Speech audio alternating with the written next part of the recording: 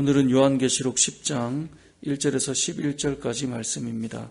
내가 또 보니 힘센 다른 천사가 구름을 입고 하늘에서 내려오는데 그 머리 위에 무지개가 있고 그 얼굴은 해 같고 그 발은 불기둥 같으며 그 손에는 펴놓인 작은 두루마리를 들고 그 오른발은 바다를 밟고 왼발은 땅을 밟고 사자가 부르짖는 것 같이 큰 소리로 외치니 그가 외칠 때에 일곱 우레가 그 소리를 내어 말하더라.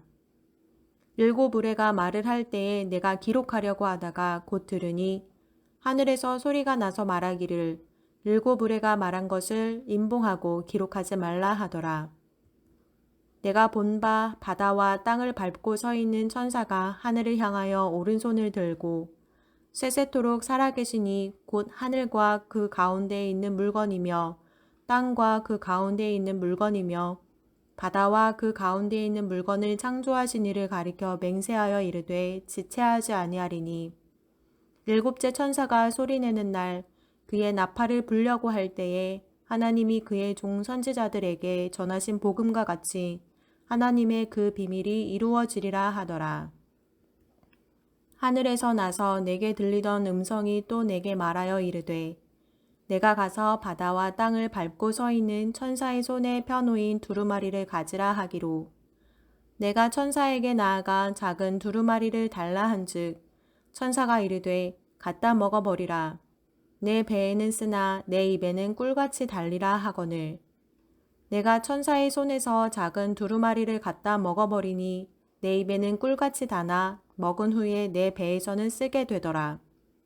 그가 내게 말하기를 내가 많은 백성과 나라와 방언과 임금에게 다시 예언하여야 하리라 하더라. 아멘. 여섯 번째 나팔을 불어서 3분의 1의 사람들이 죽고 엄청난 재앙이 일어난 사건이 이제 어제까지의 본문이었습니다. 자, 여섯 번째 나팔을 불었으니 그 다음은 일곱 번째 나팔이 불려지는 이 내용이 나와야 됩니다. 그런데 우리가 인을 뗄 때도 그 말씀 드렸지만 네 번의 인을 떼는 공통점이 있고 하나하나 떼고 여섯 번째 인을 뗀 다음에 삽입된 이 이야기가 있다고 그랬습니다. 그리고 나서 이제 일곱 번째 인을 떼면서 이제 나팔을 든 일곱 천사가 등장하거든요. 마찬가지로 여섯 번째 나팔을 분 다음에 일곱 번째 나팔을 불 일곱 번째 천사는 11장 15절에 나옵니다. 그러니까 여섯 번째 나팔을 불고 일곱 번째 나팔을 부는 그 사이에 삽입된 이야기가 등장하는 것이 이제 계시록의 구조입니다. 그래서 지금 오늘 보는 이 10장과 11장 이 전반부의 내용은 여섯 번째 나팔을 분 다음에 일곱 번째 나팔을 불기 전에 잠깐 한 스토리를 여긴 두 가지 이야기를 담죠. 첫 번째 인을 뗄 때는 하나의 이야기지만 지금 이제 두 가지 이야기를 담고 이제 등장합니다. 그 다음에 이제 마지막 이 대접을 쏟는 이 재앙은 이런 삽입 이야기가 없습니다. 이제 그것을 여기 본문에 보면 6절에 보면 이제 지체하지 않는다는 말씀이 있는데요. 그 다음부터는 이러한 잠깐의 쉼과 멈춤 없이 이 재앙이 이어져 감을 이제 보게 될 것입니다. 오늘 본문에 그러면 삽입된 이야기가 뭐냐 보니까 10장 1절에 보니 힘센 어떤 다른 천사가 또 등장합니다. 앞에도 힘센 천사가 등장했거든요. 그래서 그 천사가 아니라 또 다른 힘센 천사가 등장하는데 구름을 입고 하늘에서 내려와요. 그리고 머리 위에 무지개가 있고 얼굴은 해같고 발은 불기둥 같아요. 마치 1장의 예수 그리스도의 모습과 많이 닮아 있어요. 그만큼 힘있고 권세 있는 천사가 지금 등장했단 말이에요. 그리고 이 천사가 2절에 보면 오른발은 바다를 왼발은 땅을 밟고 있습니다. 여기서 바다와 땅을 어떤 신학자들은 사단의 영역이라 표현하기도 하고 어떤 분들은 전 세계의 영역이라고도 말하기도 하는데 아무튼 이 힘센 천사가 이 땅에 있는 영역을 밟고 있다는 거예요. 누르고 있고 하나님의 강한 권세로 이 세상을 제압하고 있다라고 하는 것을 보여주는 것입니다. 그래서 오른발로는 바다를 왼발로는 땅을 딱 밟고 서 있는 거예요. 그리고 손에는 두루마리를 들고 있다라고 말씀하고 있습니다. 그러면서 이제 큰 소리를 외칩니다. 3절에 보니까 사자가 부르짖는 것 같이 큰 소리를 외치니 그가 외칠 때 일곱 우레가 그 소리를 내어 말하더라. 구약 성경에 보면 이 우레와 번개는 하나님의 현현과 그 말씀 가운데 나타나는 현상입니다. 그러니까 이것은 하나님의 그 말씀이 이제 선포되고 외쳐짐을 보여주고 있는 거예요. 자, 이런 일곱 우레가 말할 때에 지금 요한이 계속 받아쓰고 있었잖아요. 그러니까 4절에 보니까 일곱 우레가 말을 할 때 내가 기록하려고 하다가 곧 들으니 하늘에서 어떤 소리가 납니까? 일곱 우레가 말한 것을 임봉하고 기록하지 말라라고 되어 있습니다. 분명히 하나님의 뜻이 기록되어 있을 텐데 지금 보면 일곱인 일곱 나팔이니까 일곱 우레도 분명 뭔가 관련되어 있는 공통된 연결된 이 심판에 대한 메시지일 텐데 하나님께서 이것은 기록하지 말고 임봉해 놓으라고 말씀하고 있습니다. 이건 무엇을 의미할까요? 하나님의 말씀을 우리가 듣고 알고 심지어 여기 나오는 요한도 들었지만 어떤 부분은 가려놓고 덮어놓고 우리가 다 알지 못하는 요소가 있다라는 거예요. 근데 가려진 부분이 있기 때문에 우리가 하나님의 심판에 대해서 잘 대비할 수 없느냐? 그렇지 않아요. 지금까지 들은 말씀으로도 충분하다는 거예요. 그래서 어떤 부분은 가려져 있어요. 우리가 성경을 이해할 때에 이 부분을 이해해야 되는데요. 신앙생활 하는 사람이 창세기부터 계시록까지 모든 것을 다 꿰고 있을까요? 그렇지 않아요. 우리가 이제 목회자인 저도 성경을 열심히 보고 연구하고 공부하려고 하지만 모든 걸 다 꿰고 있느냐? 그렇지 못합니다. 그럼 그걸 다 모르기 때문에 우리는 하나님께서 주시는 말씀과 믿음에 대한 내용과 또 우리가 이 땅에서 신앙생활 하는 것이 불완전한가? 그렇지 않다라는 거예요. 우리가 온전히 다 완전하게 다 나의 것으로 만들지 못하더라도 우리는 지금 여기 드러난 것만으로도 계시록은 충분히 그들의 믿음의 삶을 어떻게 준비하며 걸어야 될지를 다 안다라는 거죠. 그러면서 우리가 알아가는 과정이에요.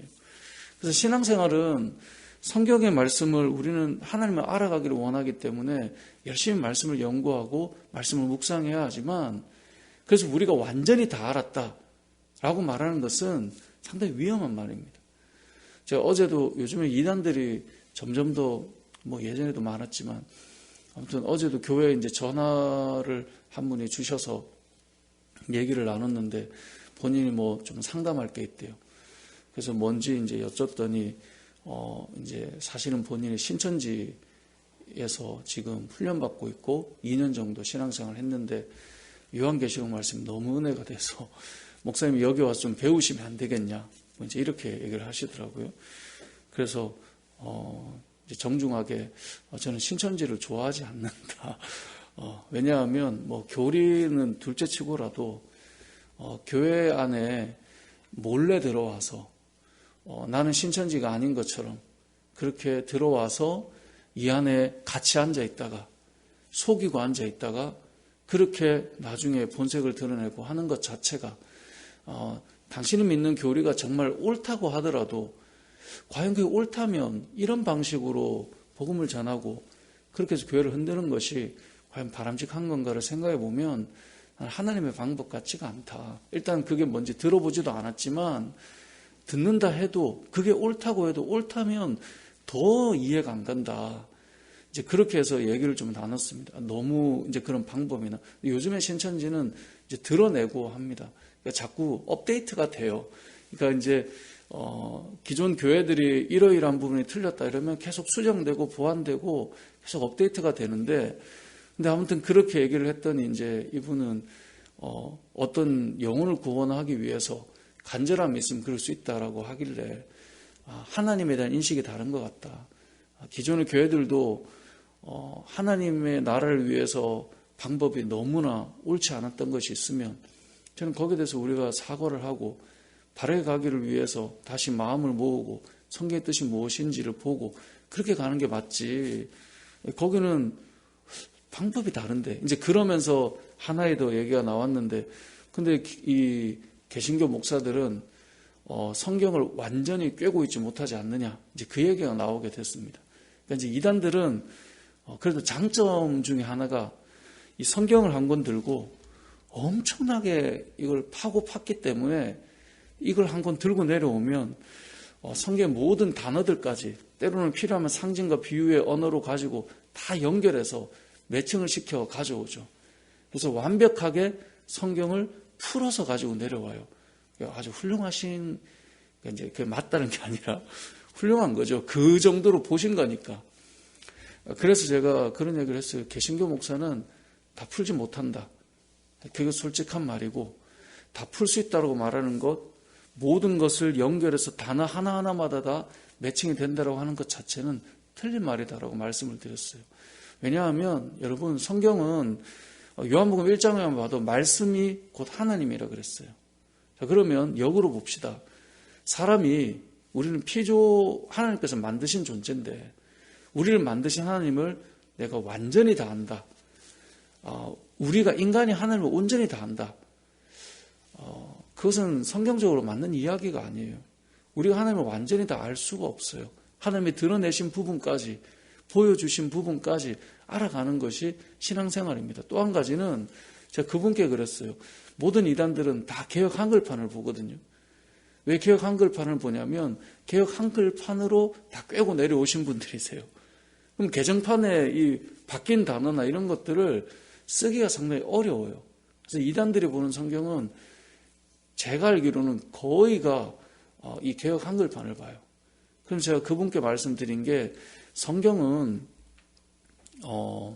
여러분, 우리가 지금 보고 있는 성경은 원본이 없어요. 원본이 없단 말은 처음 하나님께서 우리에게 주신 말씀을 그대로 보존하지 못하고 어떻게 해야 할까? 요즘엔 다 인쇄하고 복사하지만 그때는 다 필사를 했거든요. 그 필사를 했다는 건 이제 성경에 사본들이 있다는 거예요. 그러니까 올라가면 어떤 이 원본에 가장 가까운 성경일까를 사본으로 본다는 거예요. 사본이라고 하는 말은 그 자체가 옮겨 적은 것이기 때문에 무엇이 더 오래되었는가를 통해서 어떤 것이 원본에 더 가까운가를 보는 것이 이제 성경의 사본이거든요. 그러니까 성경이 어떻게 구성되었는가를 조금만 생각해 봐도 단어와 단어가 모든 게 매칭된다라고 하는 것 자체가 사실은 이제 원어적으로만 봐도 그게 말이 안 되는데, 번역된 우리말 성경이 완전히 매칭이 돼서 개역 한글판 성경이 뭔가 온전한 계시처럼 이야기를 한다는 것은 그게 앞뒤가 안 맞는 말이에요. 제가 그분께 성경이 어떻게 구성되어 있고 왜 성경 66권을 정경으로 보고 있는지 알고 있는지부터 하나하나 따지고 나가면 그게 안 되는 말이 너무 많은 거예요. 그러면 우리가 그럼 성경을 받아들이지 못할 거냐? 그렇지 않죠. 우리가 단어 하나하나를 다 꿰서가 아니라 하나님께서 이 말씀을 통해 우리에게 주고자 하는 메시지가 신약과 구약이 연결되어서 내려오는 정말 복음에 대한 메시지 안에 담겨 있죠. 그렇기 때문에 이걸 믿는 거지, 이걸 완전히 막 붙여서 맞춰가지고 내려온다고 하는 것 자체가 이제 성경의 구성부터 생각해 보면 이게 앞뒤가 맞지 않는 거예요. 우리가 신앙생활 할 때 기억해야 될 것은 우리가 드러낸 것으로 부족하느냐? 그렇지 않습니다. 너무나 충분하고 온전하다라고 볼 수 있는 거예요. 그래서 여기 나오는 것도 가려진 부분이 있다라고 하는 것이 하나님께서 야, 그거는 임봉해놔. 자, 7 의뢰는 너희에게 드러나지 않아도 돼. 자, 이렇게 하더라도 이게 없어서 우리는 고난을 이겨낼 수 없습니다. 그게 아니라는 거예요. 그래서 이 말씀을 통해 우리가 그 부분을 좀 기억했으면 좋겠고요. 그리고 6절에 보면 이제 심판이 지체되지 않고 이어질 것이다 라고 말하며 7절에 보면 7째 천사가 소리내는 날 그의 나팔을 불려고 할 때에 이제 11장에 가면 실제로 그런 일이 일어나겠죠. 그때에 그의 종 선지자들에게 전하신 복음과 같이 하나님의 그 비밀이 이루어질 것이다. 그러니까 복음이 온전히 드러나서 그것이 성취됨을 보게 된다는 거예요. 자, 근데 7째 나팔을 불면 뭐가 시작될까요? 다시 재앙이 시작되거든요. 심판이 시작된다는 거예요. 그러니까 이 복음이 밝히 드러나는 것은 결국은 심판과 하나님께서 우리에게 주는 이 재난과 어떤 이러한 사건과 현상을 통해 복음은 좀 더 분명하고 선명하게 드러나는 것을 알 수가 있어요. 아, 정말 이런 일이 일어나는구나. 정말 이런 역사가 일어나는구나를 통해서 이 복음은 더 완전해져 감을 경험하게 돼요. 그래서 고난을 통해서 복음은 더 확고해져 가요. 어떤 때는 고난 때문에 믿음이 어려워. 그렇지 않습니다. 우리의 인생 속의 고난이나 어려움이나 또 말씀을 떠나서 심판을 받을 때 우리는 복음이 더 분명함을 깨닫게 되는 거예요. 그래서 그렇게 된다는 것을 말씀하면서 이 천사가 요한에게 말하는 것이 있습니다. 이 두루마리를 달라고 하니까 9절에 보니까 천사가 이르되 갖다 먹어버리라. 내 배에서는 쓰나 내 입에는 꿀같이 달리라 라고 말씀하고 있어요. 이 무슨 말입니까? 먹을 때 입에서는 달아요. 근데 배로 내려가면 이게 쓰다는 거죠. 10절에도 보면 내가 천사의 손에서 작은 두루마리를 갖다 먹어버리니 내 입에는 꿀같이 다나 먹은 후에 내 배에서는 쓰게 되리라 라고 하는 말씀이 되더라 라고 그대로 고백하고 있습니다. 이걸 어떻게 다 해석을 하냐면 입에 들어갈 때는 말씀이 달아요. 근데 이것이 내 배에서 소화되고 체화돼서 삶으로 나타나는 것은 쓰고 힘겹다라고 하는 것을 말해요. 요즘도 마찬가지입니다. 이건 말씀을 듣는 것은 달아요. 그래서 한국교회 성도님들의 수준이 상당히 많이 높아져 있기 때문에 뭔가 달콤한 말씀, 뭔가 알아가는 말씀, 그건 너무나 달죠. 그래서 말씀을 찾아다녀요. 그래서 엄청나게 말씀을 들어요. 거기까지는 달다는 거예요. 자, 근데 이 말씀이 순종으로 나타나고 이것이 이 말씀이 내 삶에서 체화돼서 드러나기까지는 너무나 쓰다는 거예요. 예를 들어 사랑에 대한 말씀을 주옥 같은 말씀을 들었어요. 너무 은혜가 됐어요. 그런데 저 사람을 사랑해야 되는 것은 또 다른 문제예요. 그러니까 말씀을 듣는 건 달죠. 내가 입에 먹는 그 순간은 달아요. 그런데 살아내는 것은 쓰다라는 것입니다. 그것을 요한이 지금 고백하고 있는데 이 순종함에 드러낼 그 삶이 뭐냐? 11절에 가보면 그가 내게 말하기를 너가 많은 백성과 나라와 방언과 임금에게 다시 예언하여야 하리라 하더라. 그러니까 주의 말씀을 선포하며 나아가야 되는 그 순종을 여기는 좀 더 구체화돼서 말씀하고 있는 겁니다. 말씀을 전하는 것은 어려운 거예요. 여러분 전도에 대한 좋은 설교를 듣는 것은 은혜가 될 수 있지만 실상 여러분이 나가서 복음을 전하고 누군가가 맞닥뜨려야 된다는 것은 쓴 이야기예요. 힘겨운 이야기예요. 오늘 여러분들이 현장에 나아가서 직장에서 또 만나는 사람들에게 복음을 전하면서 부딪히고 나가는 것은 어려운 이야기라는 거예요. 지금 그 말씀을 우리에게 주고 있는 것입니다. 신앙생활은 이런 것 같습니다. 말씀을 찾아다니는 것은 달죠. 여기까지는 다 쉬워요. 근데 이것이 우리의 삶 속에 나타내는 것까지가 상당히 어렵고 다들 말씀을 묵상하고 연구하는 것과 또 이것을 살아내는 것은 너무나 다름을 실제 삶 속에서 다 우리가 보여주고 있잖아요. 근데 하나님께서 원하시는 것은 무엇입니까? 너가 다시 가서 예언해야 될 거야. 자, 이 초대교회 당시에 여기 나오는 것처럼 많은 백성과 나라와 방언과 임금이면 그 어느 위치에 있는 권력과 힘을 가진 자에게 가서 복음을 전해야 되는 그런 상황인데 그것이 과연 이들에게 쉬운 일일까요? 그렇지 않다라는 거죠. 그것을 알려주고 있는 것입니다. 말씀을 정리해 보겠습니다. 오늘 본문의 이야기는 이제 내일 본문이 그 말씀을 전하는 두 증인이 등장하거든요. 여기 크게 보면 한 스토리인데 이게 나눠보면 이제 두 이야기이기 때문에 10장, 11장으로 보시면 좋은데 힘센 한 천사가 등장을 해서 이야기가 흘러가는 것인데요. 어떤 부분은 우리에게 가려져 있습니다. 그것 때문에 신앙생활을 못한다? 결코 그렇지 않습니다. 우리에게 드러난 7인과 7 나팔과 7 대접만으로도 충분히 하나님의 말씀을 알고 우리가 어떻게 마지막 때를 보내야 되는가를 깨달을 수 있다는 것. 그래서 미혹하는 것들로부터 흔들리지 않았으면 좋겠습니다. 여기 가면 완전히 꿰인데 아니 그런 말 자체가 너무나 교만한 말이에요. 하나님께서 보여주고 알려주시는 것까지 가는 것으로 여러분 신앙이 불완전한가? 그렇지 않습니다. 지금 여러분이 들은 것만으로도 지금 여러분이 알게 된 복음만으로도 사실은 입에 달 만큼 달았어요. 살아가지 않으니 쓴 거죠. 오늘 본문의 마무리처럼 입에서는 달지만 우리의 삶으로 순종하며 살아가는 것은 쓰다라고 하는 사실을 기억하고 하지만 너가 다시 예언해야 될 거야 라고 하는 것처럼 여러분들이 말씀을 따라 순종하며 살아가는 오늘 하루의 삶이 되시길 주님의 이름으로 축복합니다.